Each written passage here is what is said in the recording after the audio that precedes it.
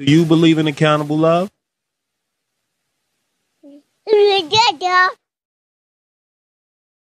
Hello, welcome to Accountable Love, home of the Love Snobs, where love is a group journey. My name's Aziz. I'm Jerry. And today we have a special guest, Laura. Hello, how are you? Yeah. We are all searching for stability. We are all looking for absolutes in humanity, but there are no absolutes. There's only accountable love, a love that says when you pick a partner and friend, they will show up with their daily best and you will give them your all as well. We all deserve love at its highest form, so the Love Snobs are here to tell you, you deserve everything. You deserve a high class. Love Snobs, Love Snobs. Okay, Laura, what does accountable love mean to you? Oh, damn, right to it. Right. You know, we gotta get it going. Well, Laura. We gotta get it started. I knew you guys were going to ask me this question again. I was kind of in my house, like thinking about it, and I always felt like when there's people come together. You choose people. Mm-hmm. Sometimes when you're born into a family, you don't choose your family. Definitely. So you choose people, and y'all making a commitment to each other. Mm-hmm. So I always feel like you hold each other accountable for the things that you do and things that you say. So I always felt like if that's not something that you can hold yourself up to be accountable for things that you say, then just don't make that agreement. Because just like it happened with my son's birthday. Definitely. So his birthday came, they didn't know what they was going to do. They didn't make plans in advance. So, okay, y'all called me, asked me, do I want to do a podcast? I said, yeah, no problem. So y'all gave me the date. Fine. We locked you in. Locked me in. Then my son said, Mom, we're going to be doing so-and-so on that day. I said, no, I can't. I already made plans. I said, you should have said something before. So it's just thanks for being accountable. Right. You got to be accountable. You can't just, Definitely. Just say you're going to do something, then something else come up, or it was not comfortable anymore, or I don't want to do it anymore, and you just kind of back out of it. Well, you made an agreement. So now you hold yourself accountable to what you agreed upon. Definitely. Well, when you touched on a good point about the family and us not picking our family, right? And how most people, when it comes to family, they're like do or die. Like, it's my family, we're blood. And it doesn't matter that things are dysfunctional. Right. I'm not going to give up on them because they're family. How could you really give up on family, right? But then you made another good point when you said that, people make choices. Oh, absolutely. So we are born into certain situations, but we don't have to continue in those situations if we don't want to. Right. Definitely. Right. Definitely we don't. I mean, when you think of, like what you just said, family, where people don't really, where we as love snobs come from, what angle we come from all the time is just what you just said. Like, their family, so we'll do or die. What about somebody do or dying for you? Mm-hmm. Like, why is one person designated to be the person that is the moral fiber of the whole family, the person that is the consistent person of the whole family, the person that everybody can rely on?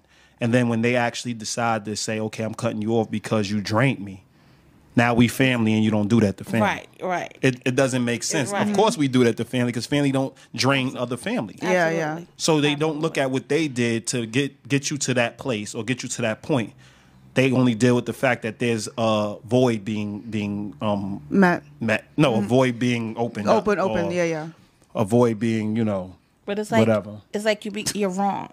You can't do that. You can't cut family up because you're wrong. Mm-hmm. Family is family. So you can't, if your mother did something wrong to you and you owe her your life because she gave birth to you. Right.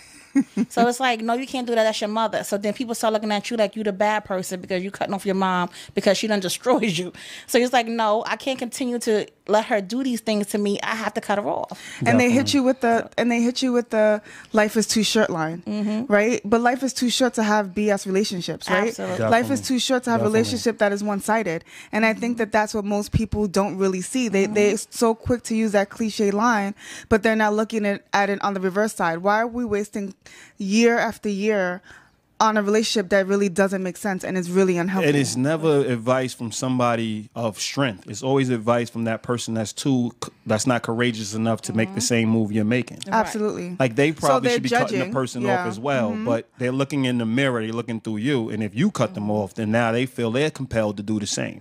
And every time you see them, they're going to be like, okay, she's judging me because, or he's judging me because I didn't cut the person off just like they cut the person off. Or they think that you are going to cut them off. So I think people project. No, seriously. So they look at it like, if you can cut your mother off, right, then I'm nothing. You know, so people look at it that way as well. And so it's not true, because so I would. Absolutely. Yeah, and as you should. But they, instead of thinking I would never do anything to be cut off, they're looking at like, you're ruthless. Like, she cut off her parents.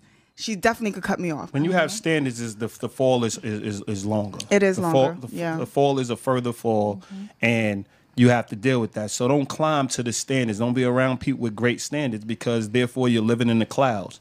And then when you are cut off, you know what I mean, it's gonna hurt. You know what I mean? That fall is going to be long. So if you're not ready to really be consistent on a daily basis, what's the point? And it takes you back to being accountable. Definitely. Because even when I'm sorry. No, go ahead. So even when I'm not holding myself, for instance, like when we were working together. Definitely. I didn't hold up to my bargain. He was like, all right, so it's time that you cut me off. You already know. You already know. It was okay. I had to come back. And it was okay. It just made me stronger. It made me understand what accountable love was and what it is. And well, you started thinking you can just buy a muffin. And thought that was all good, right? You started trying to bribe me. And I'm sitting here telling you, like, that's not going to work. Like, I'll take the muffin. I'll take the tea. Right. But it's not going to work. Sometimes I rejected it. I mean, at the end of the day, I want you to be at your best. Absolutely. And me letting you just do what you want to me, and then trying to crawl back in and making it simple is not going to be the thing. Now, I didn't like make you jump off a building to get it, right? You know what I mean? When you needed support, no, but you did enough you did enough for her to self-reflect to make the necessary changes. Right. But you wanted to. So I think the key to all of this is that you wanted to make the changes, and I think that like you didn't force her. Definitely. You didn't say, hey, Laura, you better act this way or I'm cutting you off. It was you came to him and said, this is the life that I want to live right now. And then you fell short. Right. And then he called you out on you falling short. And then, and then it created some type of distance. And then you worked on the things you need to work on to make you to come back. Fix it. Absolutely. But it's because you wanted to do it. Absolutely. And I think that that's where people kind of miss it. They think it's the other person controlling, like you with the puppet strings, and not you per se, just the stronger person. You know what I mean? Or the person who has the standard. I think the biggest thing is everybody wants to kind of be these free birds. And when you sign on for something, you sign on to like fly together. So one person decides to go a different direction, we lose the group. We lose the togetherness. So therefore, you do have to stay in line. And when it's time to land, okay, do what you want when we're landing. But we have to be accountable for each other. And we have to be accountable for relationships we sign up for, right? Absolutely. So at some point, we were working together and we was deciding, we was real close. And then we had discussions, like sometimes your ego got in the way. Sometimes she's real feisty. You wouldn't know that. Sometimes and I don't think you was ever really that feisty with me, but it was like your esteem. Yeah, you don't expect the feistiness it was more your esteem at times. Like we'll have discussions about, maybe about you losing weight. Absolutely. Right? We'll have those discussions. And there'll be a reality of it. And I'm like, yo, what's going on? Like, and then you'll do real good, and then you're not trying to do as good. And now I'm hard on you for it because I really want to see you succeed. Right. You know what I mean? And then everybody's looking at me like, yo, you call her fat girl, or you calling her this, or you saying this.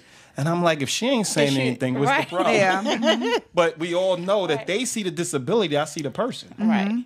But it never came from a hurtful place. That was the difference between that you was able to say and I was able to take it from you than somebody else, because it never came from a harmful or hurtful place. Definitely. It always came from a loving place that you want to make sure that you see me do my best. Definitely. So for somebody else to actually come and say it was just being plain old mean, and that's when they're going to get some backlash from me. Definitely. I mean, you said things to me. We will just have a back and forth. But at the end of the day, I seen you as an equal. I didn't just see your disability. I didn't just see, she's a big girl and I can't say nothing about the elephant in the room. No, I felt comfortable around you. I'm going to snap and clown the way I want to clown. And eventually you adapt and you had an understanding like, okay, this is where it's coming from. Like he's being who he is. In this situation, we're clowning about it, but did I that all the time? But all I did was see you as a big woman. No. I bring it up when it's relevant. I bring it up when I'm saying something smart about you. You know what I mean? And we had a relationship where it was okay. It was definitely. But everybody else was uncomfortable. You know what I'm saying? So it shows a lot about... We made a lot of people uncomfortable. So it show, you know, it just show where they at. They just seen you the things that we would say to each other, and they would just sit back like, oh my God, they didn't know what to do. They didn't know what to breathe. Big lip boy, get out of here, you big lip boy. Shut up, sit down with your boy head, you big head. They didn't know what to do with us. I mean, I get it. I get it. But absolutely. The overall point is, it was, you had to learn accountability because, you know, like, give us some background. Why do you believe you need to learn accountability? That was going to be my next question, yeah.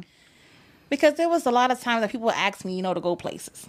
And I'm like, yeah, okay, I'll go. And then when it get close to time, I'll make up some excuse I wasn't going to go. So it had got to a point so I had to actually start holding myself accountable for things because I was disappointing a lot of people. Definitely. And I said, you know, I can't continue to disappoint people because when I want somebody to come and do something for me and they do that to me, how would I feel about that? I'm not going to like this. Definitely. So let me just, you know, start. If I say I'm going to do something, then I have to do it. And if I'm not going to do it, and if I know I'm not going to do it from the beginning, I just have to just be real with myself and say, listen, no, I'm not. I'm not going to do it. I'm not going to hold myself to that. And I guess now just I'm real with people. Definitely. To the point of like, I'm not going to do something that I know I'm going to bow out on or back down on when it gets closer to it. Definitely. But don't you think also example of accountability is doing the things that you don't necessarily want to do, but it's for the greater good? Definitely. Absolutely. So, you know, when, you know, thinking of the relationship that I have with Aziz and Jasmine, I'm saying, and the other person, the friendship, you think about, you know, there's 3 people. We have slightly different interests. Like, we don't all like the same things. We don't all eat the same. We don't do all the same things, but we come together so that we can coexist. Right. So within that, we make, I wouldn't say sacrifices, but we make certain decisions based on what's happening at that moment. And sometimes there's things that I don't necessarily want to do that is better for everyone if I did do it. And I'm not the best at it. I still struggle with it. We know you're not the best. you know you're not the best. I still struggle with it. We have 3-hour arguments about it. Yeah, I know. So struggling, like, my patience is. I know. Actually, we're on the altar right now. The point is, I'm like a super soldier. The point is that I have to get out of that bad habit of thinking that, you know, that like I'm explaining to you that sometimes there's things that you need to do that you don't necessarily want to do. And although I come to that conclusion, but me and Aziz will walk up the block, around the corner, around the track for me to get there. Instead of it being, this is what the plan, this is going to be the plan today. And I'm like, okay, I don't know. Has that ever really happened? What do you mean? With that we had to make certain adjustments for the group, and I was like on board like immediately. Doesn't happen often. It's very rare. When it does, he's looking at me like, "You okay?" I mean, okay, you on board most times immediately because you see the bigger picture. It's only when it's inconveniencing something you truly want to do. That's when it becomes a little more difficult because then it's making it seem like, why are we friends? If that's the case. So I think like sorry, you're right. 85% of the time you see the big picture. I mean, we obviously love snobs for a reason. Like we. But I was just thinking about that. Actually, I was just clumping the times that I didn't want to do it. So I'm just thinking about that. But well, the times you didn't want to do it, then it becomes a dragged out, you know, greater understanding. Like everybody wants to do something different, but we agreed to do things as a collective group. So in order to do that, you have to be on the same page. We have to find compromise. Yes. It's not even like it's not a sacrifice. I now said you do this and we do it. No, it's a compromise. We all have a discussion. We hold each other to that discussion or to that agreement. We weigh out what the pros and cons of things. I mean, and sometimes it is this is what we need to be doing, and trust my track record. Yes. Trust that I'm always in the group's best interest. So sometimes it is that route. Sometimes she has to say, listen, this is what I excel in. So take a step back and think, like you're not going to wrap your mind around it right now, but we need to get it done. And that's what the dance is between leadership.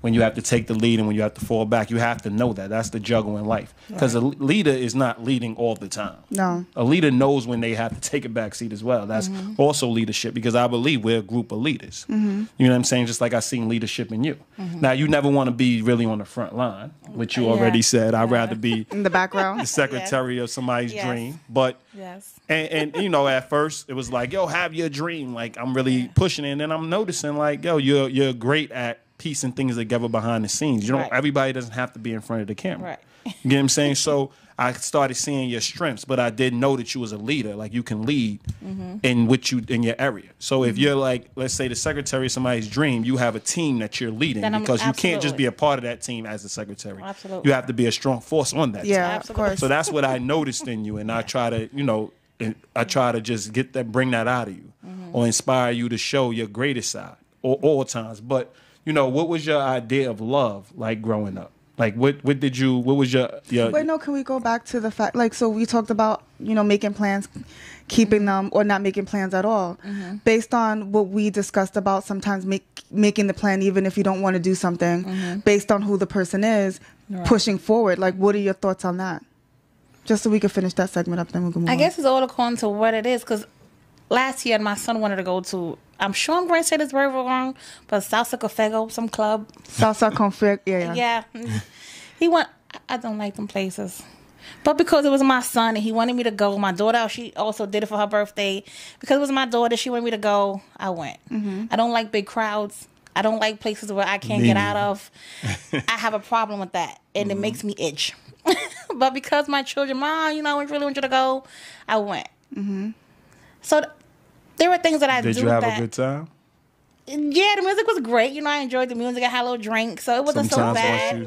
Sometimes once you come out your comfort zone. So it wasn't so bad. They try to get a table closer to the door because they know that I'm not going to go all the way inside. So they, I can't say I didn't have a good time. I did. I didn't stay as long as they did. I left. But I mean, they're younger than you. Right. Sometimes you got to know. But I do things that that's not comfortable for me, or things because like you came to of the karaoke. Person. I have fun karaoke. I know, but would you have done that on your own? No. This is what I'm saying. Like, you're learning to come outside your comfort zone. No. So that I think that's big also. You know what I mean? The fact that you're example of it. So I know we keep using you, but you're the example of somebody who had to come outside their comfort zone a lot in the last few years. Yes. You know what I mean? And and because of it, you know what I mean, you're able to speak up a lot more. You're able to be more vocal. You're able to, sit back and really look at situations and be fair. Yeah. Because you were feisty. Yes. And when somebody did something to you or hurt your feelings, you would lash out versus thinking about their intention and why they went about doing things. And now you take that approach. And you came outside your comfort zone and you actually was able to do something that somebody else wanted to do, but enjoy it. You didn't go there and mope. Right. Which is the big part of it. You know what I mean? You didn't go in and mope. But before I was rudely interrupted. No, I just wanted to tie that in because then you was gonna say love and then we were gonna go somewhere else. I think that was all like what I was trying to do because from the jump I wanted to understand like where did her background of love, like accountability is one thing. So she explained accountability, but I want to understand the love part. Where did your foundation of love come in? What was your meaning of love? Agreed. I wanted to make sure that we. That you learned something and it was like a takeaway. Well, I took a back seat. I mean, now let me drive. No, you gave me the side. You gave me the side eye like, I'm going to get you later now. We'll talk about this off camera. Yeah, let me drive. Go ahead. The love part. I think accountability was a little easier. For love? The love part growing up in my family it's always been difficult. There wasn't too much love going on there. It was more of like, do what I say or I'll punch you in your face. Oh, whoa. So it wasn't really that's yeah, far. it wasn't really like, we love and you get hugs and kisses and everything is great. It was very difficult. So growing up, to actually feel love or to learn love, I think I'm still learning it. Definitely. I'm still learning it. Because that's to start being honest. Yeah. Because there's been something, even I was married and that didn't work out. So now I'm divorced and I always think about, did I really love him or was I really in love with him or did I do it because I had my children? I wanted to set an example for them so they can see that, mom is married and we have a set family. So did I do it for that? Could have been. To say I was truly in love with him, maybe I wasn't. Maybe I just loved him because he was there and he provided what I needed at that moment. Definitely. So it's hard. I mean, I could truly say I love my children and, I don't like them all the time. I mean, that's a part of it. That's a part of the process. But I do love my baby. But you don't like the things they do. Right, the things that they do. Yeah. Yeah, because if you don't like them sometimes, you probably don't love them. Yeah, but those are my babies, and like no matter what, I'm there for them. If they wrong, I let them know that they're wrong. You shouldn't be doing these things, but I'm with them. Like I make sure that everything is okay and they growing okay. But I'm still learning love. What would be your view versus when you were younger to now? What would be your view of love? Like, what was your view then of what love meant? Then I thought, if somebody's doing something for you, then they love you. Like if they, which is why you married the man that you married, right? So if people's doing stuff for you and they say, I love you and I'm gonna do this for you, I'm gonna do that. So I'm thinking that material things, equated that they to give love. you, yes, but. No, it's like to be with someone, to actually somebody to hold you and to be accountable for the things that they say and things that they do for you is different, and it's not all financial. Definitely, it's being a part of the group, being a part of something that y'all are striving together to do to achieve a moment or to achieve whatever you have in the future that you planned, and y'all still struggling to get there together. So it's just not. You're just going to give me this, and it's going to be okay. I can slap in your face, and then tomorrow I'm going to give you a box of candy, and it's going to be great. No. It's like, we're going to achieve this together. We moving along with it. A box of candy? Damn. That's it, a box of candy? I would say some people do just, less. yeah. Some people So since you're still learning love, how does that, you're dating, right? I'm not really dating, no. Oh. I haven't been dating. I have someone I play around with every now and then, but I don't. Oh, okay. That's a podcast for another time. But what I'm saying, playing around with Laura. Yeah, seriously. But what I'm saying is that you're available to date. Yes. Right. So you're dating. Absolutely. So being that you're still learning love, right, and you're dating, how? Well, before you get there, what about love in general, like friendship?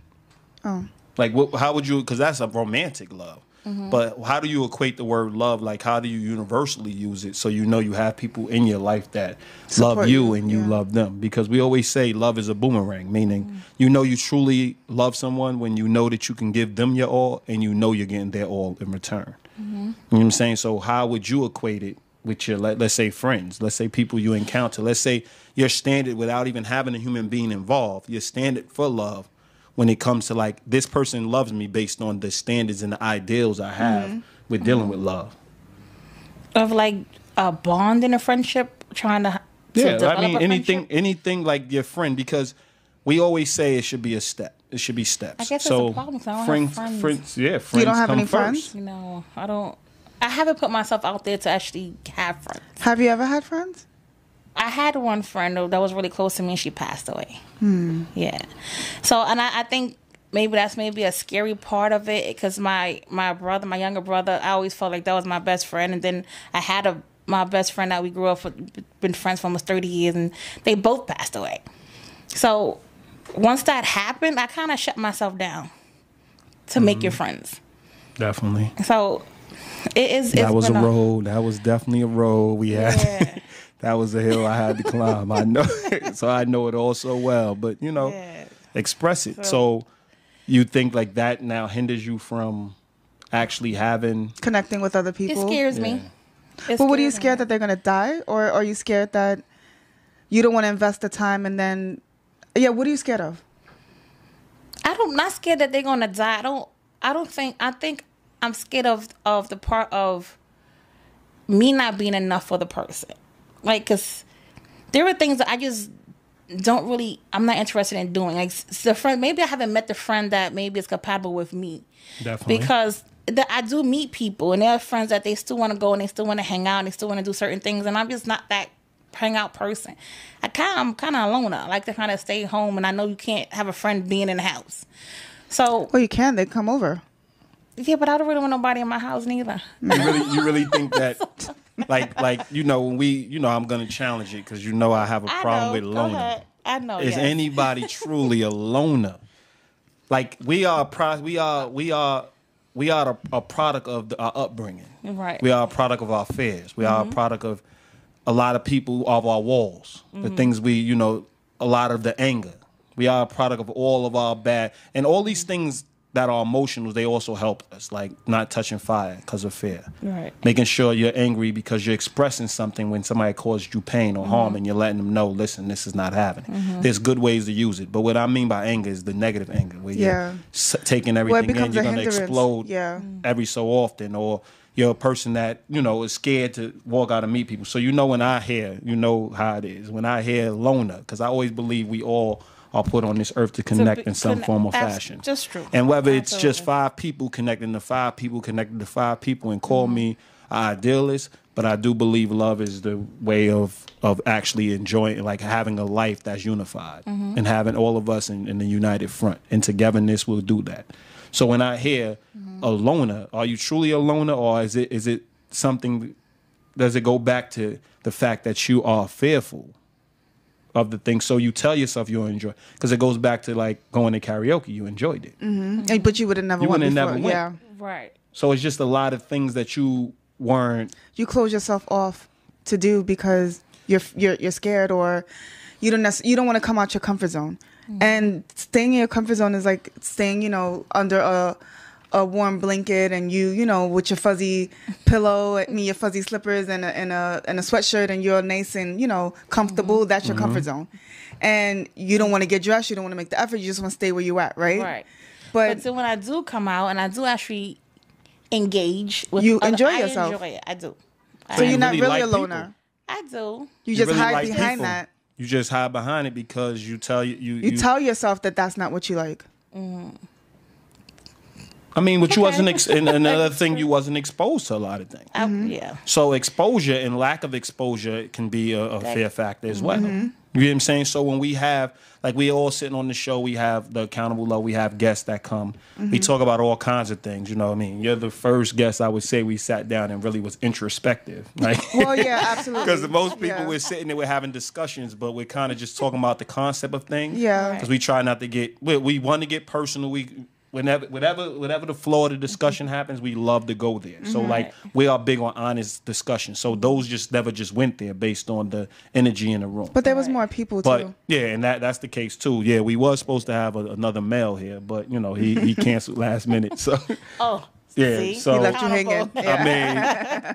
I mean, maybe whatever the excuse was accurate. So you know, hope he's feeling better. But at the end of the day, I think you have to really look at the like labeling yourself loner, label yourself things that now allow you not to put yourself in a position to have relationships. Because when I say I'm a loner, that gives me an excuse to not now to not create a relationship with Definitely. someone. Yeah. Don't you think? Yeah. It's like a disclaimer. Definitely. I'm a loner. If you tell somebody that you're a loner, they're not going to invite you anyplace. Like that's like when people true. say I got a bad temper. That's not who you are. Yeah. Okay, so that's a disability. That's something that you need to change let's not up. use that word again then. Think about it. That's true. Yeah. You talk to people and they be like, I get angry. I got an anger issue. Yeah. And I'm looking like, okay, you can inform me, right? But don't think that that's gonna stop me from being who I am. Like I'm gonna be who I am because I think what I'm bringing to your life is positive. You're not gonna stifle me because you have something to work on. So let's be clear here. That's the biggest thing, because that's a hindrance. I'm not. If you're a love snob, are you truly standing for anything that's a hindrance to the growth of your relationship? So you're labeling, like, you tell me you're a loner, I'm trying to get to know you, tell me you're a loner. We leaving you where you at. Like, at what point am I like, either I'm going to go and break down these walls, because I know you can't just be a loner, or because I don't really believe you're a loner. I know you. So I know that you're real good with people. You're real good with people. You're better with people than me sometimes. I mean, when it comes to like hanging out, I'm more of like. Only when I'm out, people. I guess not, because people always want me around them. So I guess you have a lot to offer. I mean, somebody serenaded you at karaoke. Was that great? Yeah, I mean, that's cool. You gotta think about it. My daughter still talks about that night, Carrie. She said, when you came in here talking about. She said I was holding on to the wall. I said, what? She said, Ma, you was a little tipsy. She asked me, how did you get home? I said, Aziz put me in a cab. And she said, she said you had, she loved it because when I came in, she saw I had so much fun. But we didn't really drink, though. I had like 3 long iced teas. What? Yes. Wow. The guy that serenaded her is the one that was buying the drinks. He was trying to get a white girl wasted. Yeah. I was like, no, sir. Big girl got in the cab. Well, I didn't even drink that much. We wasn't letting it go down like that. But I had a ball. It was fun. It's good. It's good to know, man. It's good that you had a good time. But absolutely, at the end of the day, think about it. Like, think of all the times you had that were good times. Mm-hmm. Were they spent it alone? No. Your best times? No. So how are you alone now? Okay. Point made. You know what I mean? I'm gonna make sure I make it. Well, yeah. I mean, I think that when somebody asks you like what you like to do, you could say, typically I stay home, but but it's because it's for whatever reason you want to be home and you're comfortable there, but you're really working on connecting with more people, and I'm assuming that you also working on connecting with better people so that when they ask you to do things, you're more willing to do it. Right. Because I think that that's key. If some random person's asking you to hang out, you're saying no. But right, and like you said, according to where we're going. But why does that have to matter if you really feeling it? If we ask you to go, I don't know, bungee jumping. It does depend, but. But why? Yeah. If we going bungee jumping, okay, I'm not going maybe bungee jumping with you. Like we cool. like I love you. We're not going bungee jumping. Like when they wanted to go to the club. You're right. My bad. You're I only right. went because that was my children. I'm not gonna just say let's go to the club because that's I'm not. No. I guess you're right. You're right. Yeah. So it's but because you So what do you like to do? Yeah. I just wait. Hold on, but. Huh? But because your comfort zone is being alone, I didn't want you to be selective, like, because you wanted to stay within your comfort zone. Like, that seems weird. I'm not doing that. You know what I mean? Mm-hmm. So, bungee jump is extreme. Sorry. I wouldn't even bungee jump, to be quite honest with you. But I'm just saying. I'm just saying, like, what do you like? I think it starts with you really fully understanding. You have homework, Laura. Yeah, I have homework. Absolutely. You got homework, man. Yeah. I got homework. Get your love snob on, man. I do like to go to movies, and see certain kind of movies. I don't mind going out. But certain things like karaoke, I enjoy. I think if somebody invited me else to karaoke, somebody else, it wasn't for y'all, I probably would go with somebody else. So I did enjoy that. Yeah, but you would never put that on the list of I like to do that, though. Before you went. Before, no. But now I am. So you got some exploring to do. Yeah, you have some exploring to do. And there's some places, and with me, I think I have to actually go out on my own too. Like to just go out and just by myself and just go meet people. Like my daughter said, "Ma, this silhouette club." Anytime you say club, I'm like, no, but it's a silhouette. But then she said it's like a silhouette club. I'm the same as you. Like I did the club thing. I'm cool. So she said, no. She said it's just like good music. People just sit around and they just talk and they meet people. So I said, okay, maybe one day I'll just go down there and just go meet some people because I have to put myself out there. Mm-hmm. Definitely. So I said maybe I'll just start doing that. I mean, all of us have a harder time because we have careers. We raise kids.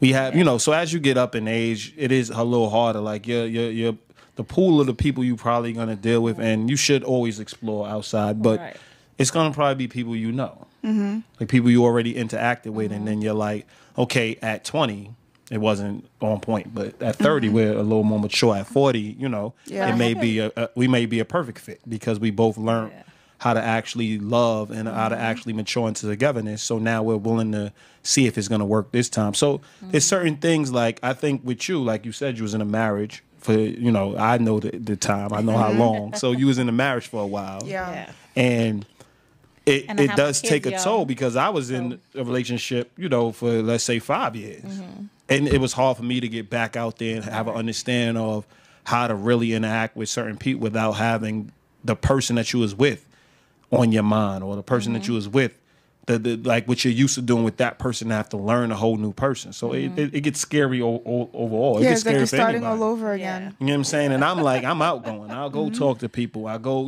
I have discussions with people, but it gets a little scary because that there's going to be, you're bringing another human being into your life. Mm-hmm. So the compromises are the scary part. Yeah. Being alone, you don't have to compromise anything. No, you don't. You could do whatever you want whenever you want it. Yeah. That's where we get down to the nitty gritty. Like, is it your fear of not wanting to compromise certain things? It could be. Even when I'm home, when I'm in the house, and I'm, how you lay in the bed a certain way. Everybody have their own position. It's my bed. Mm-hmm. So I diagonally across the bed. Oh, wow. That's some selfish shit. Wow. Wow. Straight selfish. I just lay on one side of the bed. It took a minute because when I was married, he had his side, I had my side. So it took even when he left, it took a minute to actually lay across the bed because I always feel like that's his side. Definitely. So it was hard to actually lay. So it kind of, I went from my side to the middle to his side to now it's just across the bed. Wow. Definitely. So then sometimes when I'm laying there, it's like my friend come over and he laying there. I want him to get out. So he's laying there. He want to take a nap. But I'm like, Oh, wow. go home. Because you want to lay diagonally across the bed. You're going to tell him to go home. Let's say a man did that to a woman. It would be an issue. Let's say a man said on this podcast that he kicked the kick to the curb, talking about I want to lay diagonally on the bed. He ain't shit. Yeah. But when she does it, it's funny. We having a good time about it. I mean, but you know how we believe it's your prerogative. Like, as long as you're honest and you straightforward, I mean, people got to deal with it as such. Yeah. I mean, we all grown. It gets to the point of like, do I want somebody laying on this other side of the bed? But yes, so it would be a compromise for me when I do fall in love and it happens. It's a compromise, but I mean, I'm willing to. I'm willing to. Well, so then there's still a ghost on the other side of your bed. You could start by sleeping either on the left or the right side. How about you could do that? How about practicing that? Yes. And then go home. So Jerry gave you homework practice. Word. Laying what? On the Horizontal. right, yeah. Laying horizontal on one side of the bed. Yeah, that'll work. She gave you homework telling you, go home and figure out if you really want to, what I'm saying, be in a relationship, what you really like, what you truly, because a big part of being a love star, we always also say like the foundation is loving self. So And that's the knowing what you foundation. want, But knowing- to build a house, you need bricks. And the bricks are the people that you interact with. And they're going to help you build the house. So you need both. So if people stop at like self-love, they're doing themselves a disservice because it's not truly love. That's just self-love. That's a part of it. That's why It's we a put part of self the in pie. front of it. Right. Yeah. You know what I mean? Like love is a connection. Love is a faith. So yeah, you have to show it within you, but you also have to show it by the people you have around you and the people you let into your life. And that's, I would say, like we was asked the question about, why are we single? And I was like, that's the thing. Like we live in a society now where everybody's self-driven. So anytime you're now preaching or talking about togetherness, they're acting like you're trying to steal their whole life. Yeah. You know what I'm Well, saying? you know So why, there's though? friction all the time within that ideal. Like, what happened to the fact that we are building a life together? What happened to the fact that we are surrendering to the fact that we are now saying we're ready to actually build a life with somebody else versus just living alone and doing what I want to do anytime I want? Like, we graduate to responsibility. But it also, I think the reason why people also have a hard time, because what people really fail to realize is the person that you meet already had a life with other people. Definitely. So it goes. So they want the love or whatever the connection just to be between the two people involved, right? Not realize, and they want you to leave everyone behind, and it doesn't Definitely. quite work that way. You know what I mean? Well, for some people it does, but for us it doesn't. And I think that that's the issue, because when you want togetherness, it's not just us together; it's us together. Definitely. You know what I mean? And I think that that's the part that really doesn't rub people the But right I mean, way. it seems that people get cool with that. It's just like the constants they of struggle holding with on that to. too. I mean, you're gonna struggle with Everything. Yeah, a bunch of things your whole life. Like, I might not like a new friend you got. You know what I'm saying? Like, it's a constant struggle. But what I'm saying is being able to articulate that. So, Yeah. like, when they articulate, they're not worried about, because they know the honorable person I am. So they're worried about maybe getting time, maybe time spent, but they're not Yeah. really worried about the other people. What they're worried about is how, like, what they can do that's just selfish. What they can do that's just, I want to be my own person type thing. You know what I'm saying? And I'm like, even within the relationship. within the with you. relationship. So we're sitting there like, but I'm dedicated to you. Like, I already had an understanding of single and being my own person and doing all this. I understand where I want to be. I understand my purpose. And then you're getting in relationships with people who truly don't understand where they want to be, or they say they want to be a certain way, and they really don't. When they want to be get in when that- they get there, in that- in it that because situation. it's too much. Definitely, and it becomes a job. And I don't want somebody working for me. I want somebody working Working with you, yeah. You see what I'm saying? So that's where we get into this weird space. So I can explain why I may have a harder time dating, because, like I always say, if you're a person that goes in a sneaker store and knows what you want, You go when in, they don't get it, have you- your sneaker, you walk right out. back out. When you're a person that go in the sneaker store not knowing what you want, you're gonna have a variety of things you're gonna purchase. And you might bring in drama, and you just keep on sorting through it. I'm not willing to sort through it. Definitely at my age now, but at no point. I mean, I guess I've been like that since. Yeah, I've been like that since I was young. Yeah. So I've been a person that's like, no, I'm forever. So like we could talk about marriage on the first date because that's what we're trying to get to.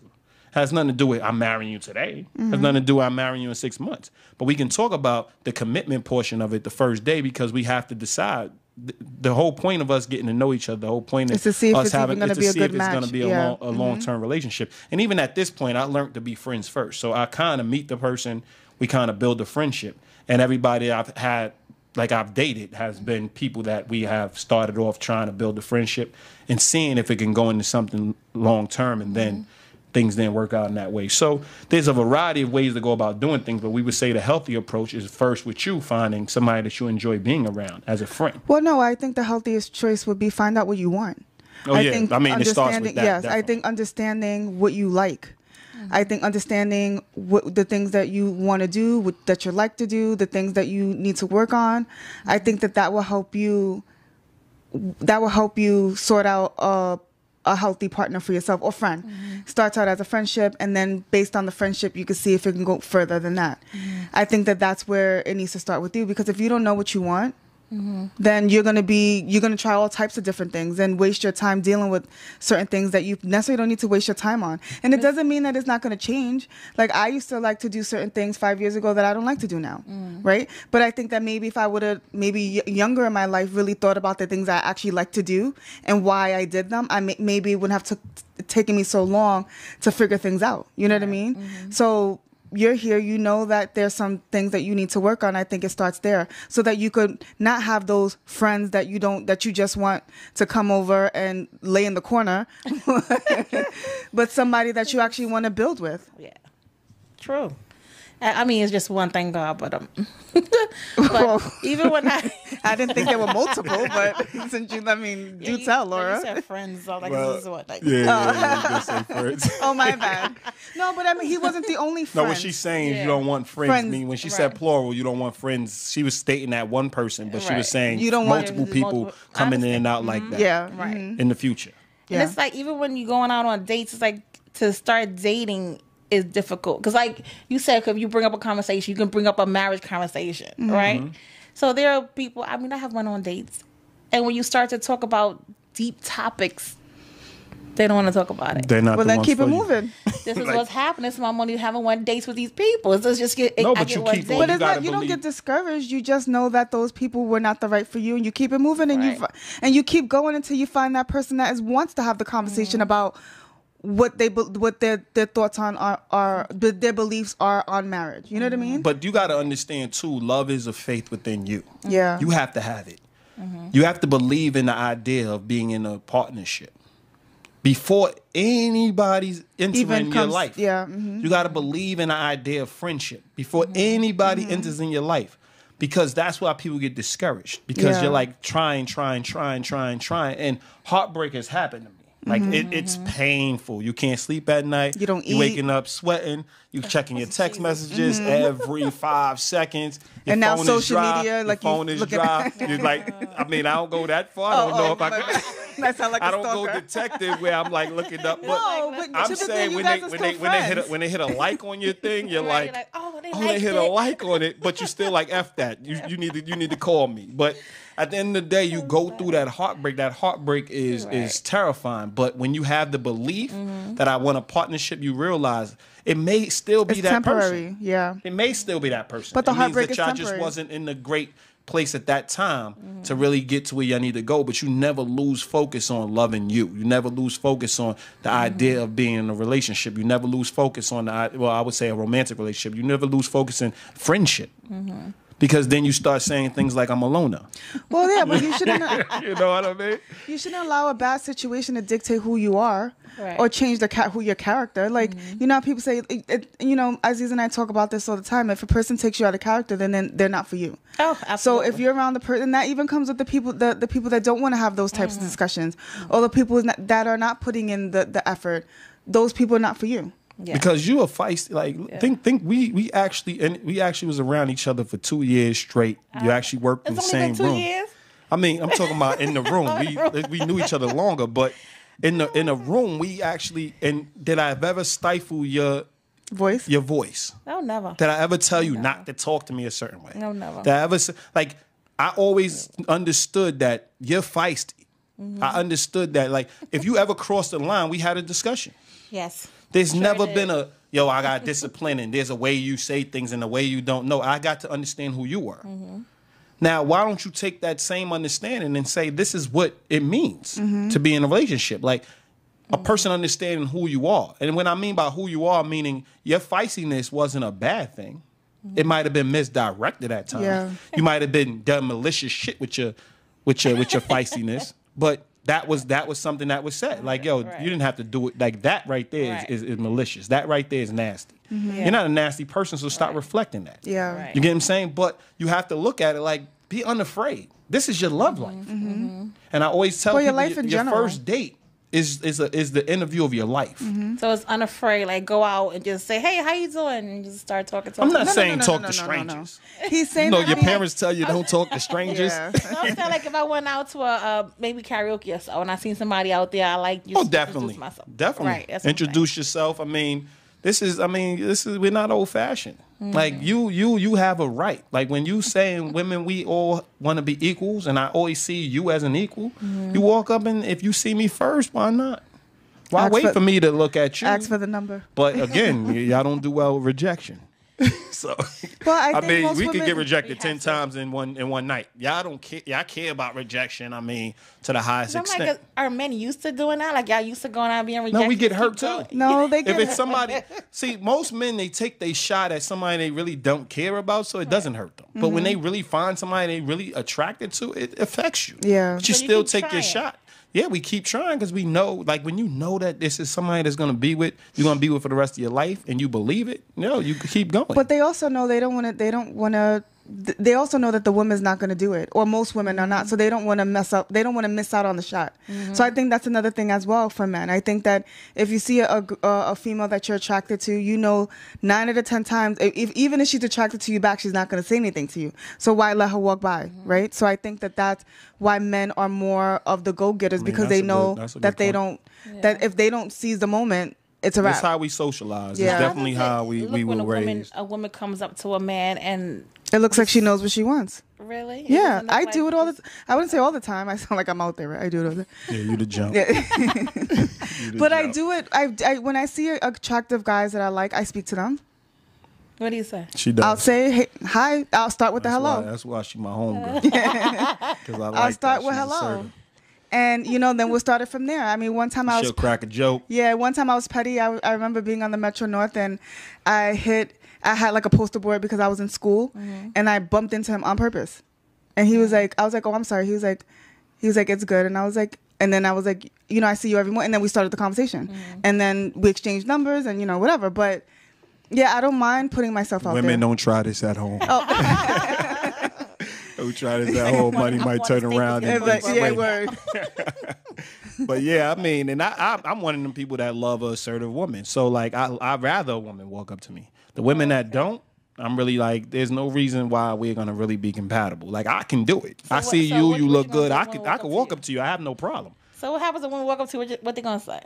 If they say, walk up to hey. me, say whatever they're gonna say. Like, yo, I was attracted to you. But most people I'm meeting are people that we actually encounter each other. At some point, Most like I of the said, I time. saw the guy in the Metro North, or I So saw y'all a guy in see the each other. mhm. So they're gonna say, I see you. You know, Yeah. I've seen you several times. You wasn't saying nothing. You was too scared to say. I have people approach me in like strong ways, aggressive ways. There's been people that I wasn't attracted to, and I'm telling them straight up, like, I ain't attracted to you. So, like, it's the rejection.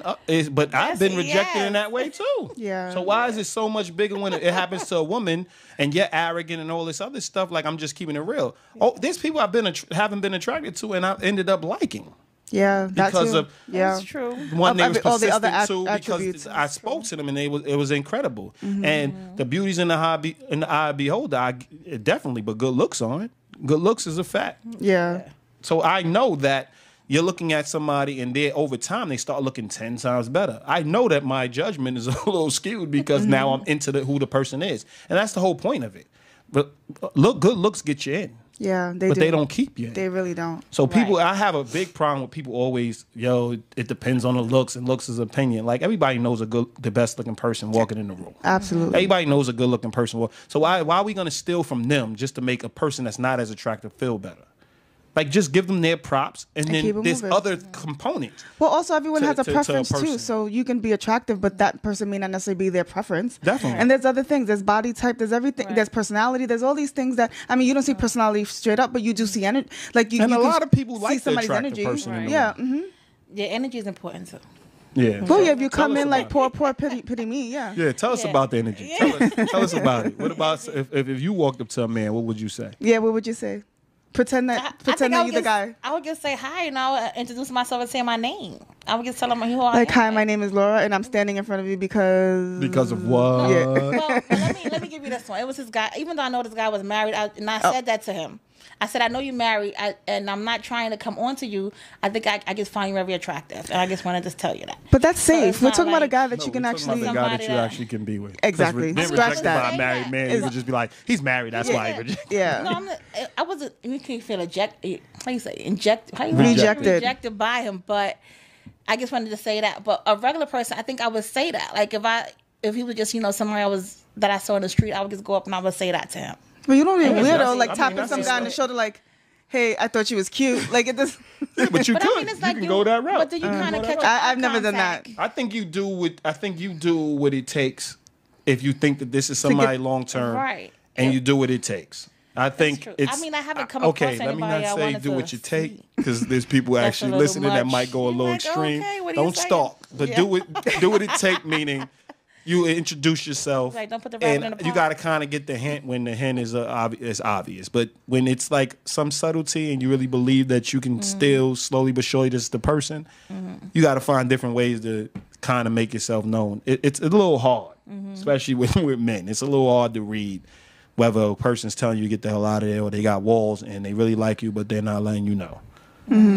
So that's where the difficulty comes into play. So if you get rejected by someone and you feel like this person can still be your guy, you just keep going, even if they reject you, just try again. I mean, you explain to them. I think you tell them, like, listen, I seen you, and like maybe this is probably somebody that you think that you know, right? Like, will be long term. So you'll just be like, listen, I'm into you. I think that we're gonna be long term partners. I believe this with all my heart. So, I'm gonna stick around, but I'm not gonna be abrasive. I'm just gonna slowly but surely give you subtle things to let you know I'm still here. Like, there's so many ways you could have discussions. I think everything starts with an honest discussion. How do you truly feel? And then you say how you truly feel. And then when they reject you, you say how you truly feel. Listen, I felt rejected, but I'll be back tomorrow. Because that's how you truly feel. Now, if you don't truly feel that way, then you're going to call me all this other stuff, but then it comes from a place. Is that what you truly feel about them, or is that from a place of hurt? So you got to really always, in the moment, you got to decipher or decide what you really want to do with the relationship. But I do think, like, it starts with putting yourself, I would say just friendship. Because if you meet a bunch of girls that you even hang out with, you go out more. Yes. Then you go out more with a bunch of women, and then you meet men. Because you're in a crowd of women. Right. So it's all a process. You meet a man first. But the man can't be everything for you. No, you still need to work on the other components. You still have to have people that have an outside view of your relationship to try to assist you, because everybody always talks about minding their business in a relationship. And when you join somebody or you commit to somebody, you commit to everybody they with. Yeah, absolutely. So therefore, that person is always looking at it from a different angle to give the person, their friend, perspective, so they can go back to the relationship and really see things. Now, we have grimy friends that will give you the wrong perspective, but that's for you to assess, because you got to ask yourself, why are you around people that's not going to give you the best advice? Yeah, and sometimes their advice is wrong because they assess the situation wrong. That's up to you to take the advice, break it all down, but it all starts with not putting limitations on the discussions you and your friends have and your partner have, and actually all melting in the same pot and knowing that y'all got to coexist in life together. A lot of people want to section off, and that's why they run themselves ragged. Yeah. You get what I'm saying? So it's important. I think what you're doing, Like right now, you're being vulnerable. Absolutely. Right now, you're exposing yourself to the camera. Yeah, you know what I mean? said This is one of the few things I maybe I should have. This is one of the most. No, it's not shouldn't. This is one of the more open shows we had. But at the end of the day, these are the things I enjoy. Right. This is my passion. Relationships and actually hearing somebody be vulnerable about their relationships and the things they want. That's my passion. I love. I feed off of that because I think it's important for you to just be who you are. And when people say be yourself, they're not talking about one attribute, two attributes. They're talking about just be honest in the moments. Right. And then if it's wrong, work on it and then come back correct. Because all you can be is who you are showing up presently. And then you, at that point, you take a step back. You right, you move forward. You're wrong. You take a step back, correct your wrong, and re-engage. That's all we can do. So when it's be yourself, I'm going to say what I got to say. Somebody might say, oh, that was wrong, X, Y, and Z. And I'm like, why is it wrong? And then they might actually have a good point. I got to make an adjustment. Or was it mean? Like, because you can be so truthful that you come off being mean. Definitely. They can say is that it mean was mean. An intent? But that's what I would say. Right. Mean is an intent. So what I said, was it true or false? Yes. Then they'll say it was true, but the way you said it. I said, so I got it. Why do I have to govern how I speak for 20 other people? Right. Who's governing how I feel for me?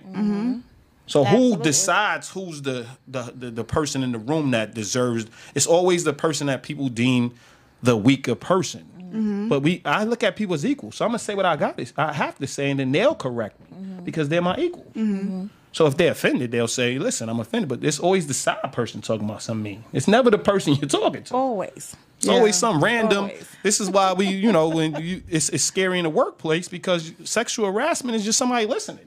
well, it can be. It can be scary in the workplace. No, but I'm gonna say, it can just be somebody listening. It also could be. No, it's not can be. That's No, what I'm saying. a lot, but it could be somebody that you're talking to. But what I'm saying is the fact that somebody can be listening to us having a good discussion. Agreed. And that could be but I sexual just didn't want you to belittle the whole sexual harassment thing. I just want I'm to not belittling it. What I'm saying is I'm not even talking about the fact that. But so to be clear, that's you're confirmed. just Sexual harassment that's confirmed is a whole different understanding. Okay. That's a whole different understanding. I'm talking about when people are assuming what you're saying, talking, or are feeling some type of way from what you're saying. All they're doing is passing by. Yeah. That's what I'm saying. They're not even in the room. They don't even have to stay in the same space as you. Yeah. They're just playing protector without all the information. So that's what I'm talking about. Like, be informed. It's a scary rule for men. I mean, I work with women, so I think it is a scary thing. Like, I watch my words and choose my words carefully because of that. So it's hard to build an actual closeness with women in the workforce that you're not trying to get with because it can get flipped. But that's a side note. Yeah, that's another podcast for another time. It's always harder for the men in the workplace when it's sexual harassment than a woman. But it's always but it's the same thing when you walk up to a woman on the street because you're always harassing them. Well, yeah, you guys are. Sorry, No, I got luggage. This is what I'm saying. See, we can't win to lose in that situation. Well, nobody wants to walk around a pack of wolves. About catcalling. We had a whole podcast and about catcalling. they're like undressing you with their. I thought you learned something from that. Okay, I'm discussion. sorry. And I thought you learned. And I thought you learned something too.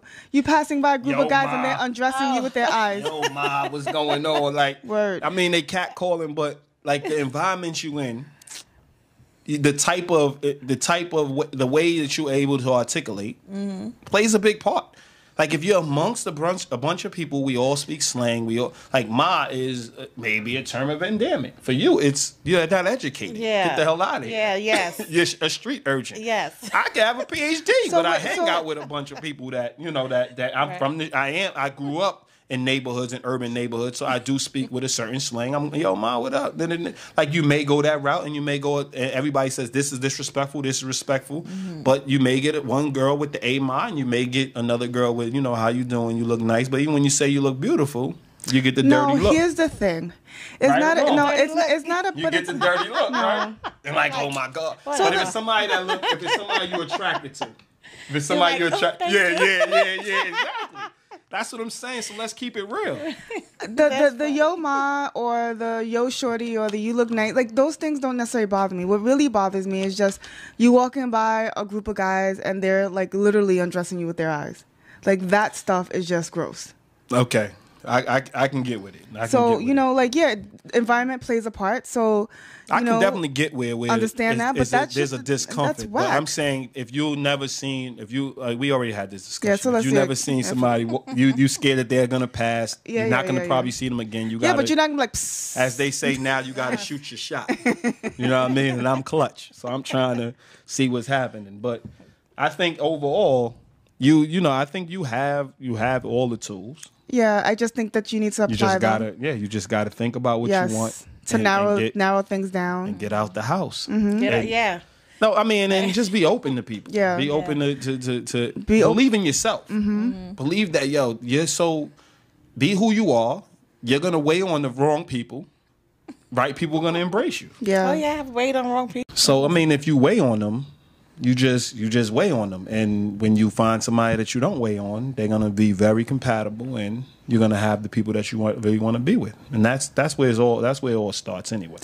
I mean, you have nothing to lose. You don't have any friends now. So, but you know what I mean? So if you meet a couple of people that you're not really compatible with, I mean, you'll be back where you started. And that's not a bad place. So absolutely you just have to continue to keep on and have the faith that you are going to be compatible with a person or some people, and you'll get there. How many friends do you want anyway? I mean, 1 or 2 is fine. I don't need to know a whole bunch of people around me. Well, that's what I'm saying. I mean, you have a village. Nobody's asked you to get a town. Yeah. You get what I'm saying? You want to be a person that's exclusive with your friends and your personal relationships, which at the same time, you want that support system there.